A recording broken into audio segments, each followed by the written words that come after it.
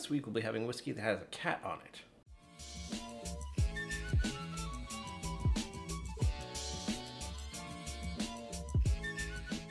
Greetings, my name is Brian.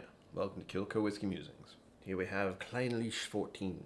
I hope I'm saying that right. And here at the top is their mascot, this very, very angry looking feline, which I can relate to as my spirit animal because that's how I feel when I'm around people. The distillery was founded in Scotland's remote northeast coast by the future Duke of Sutherland, and the wildcat mark is inspired by the Sutherland coat of arms.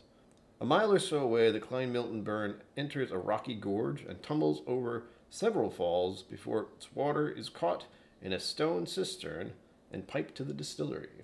46%. That's kind of wild. I love a little bit of history and nature in my whiskey. And this bottle was donated to the channel by Patrick Greeny. Patrick Greeny, you are awesome.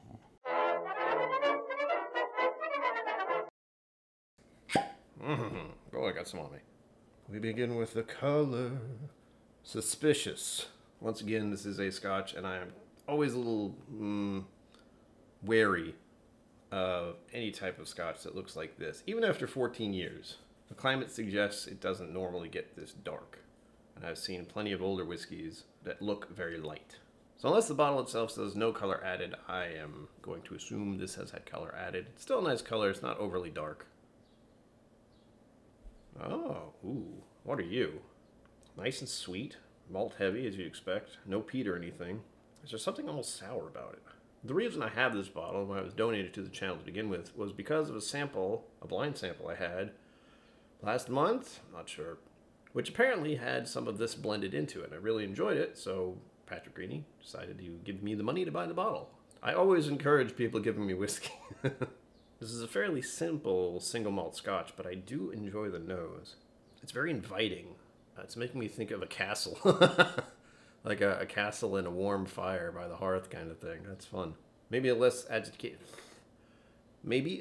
agitated cat sleeping next to it. It's giving a fruit note, like fresh fruit. And I'm leaning towards apple, but something about strawberries in my mind at the moment too. Very confusing. Of course, now I'm thinking of a strawberry-sized apple or an apple-sized strawberry. Onto the palate. I think I remember now. There's something about the texture of the blind sample that I had. It was very impressive. This has a little bit of it, and it's not overly aggressive. Good texture, a little vanilla sweetness, and then it has this lingering spice. It's still lingering. Oh, and that leaves things a little dry, almost ashy. Next sip on the palate, see what happens next.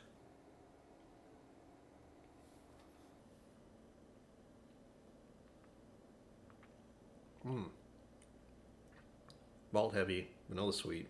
Chocolate chip cookies? Or is it just sugar cookies? Maybe just sugar cookies. Huh.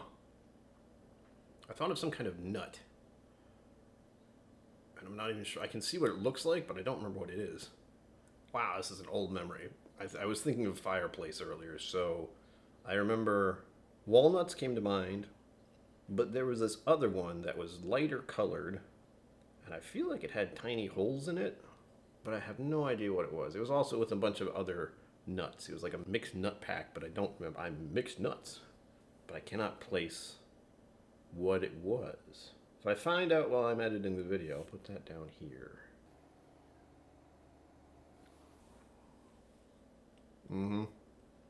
That texture is great.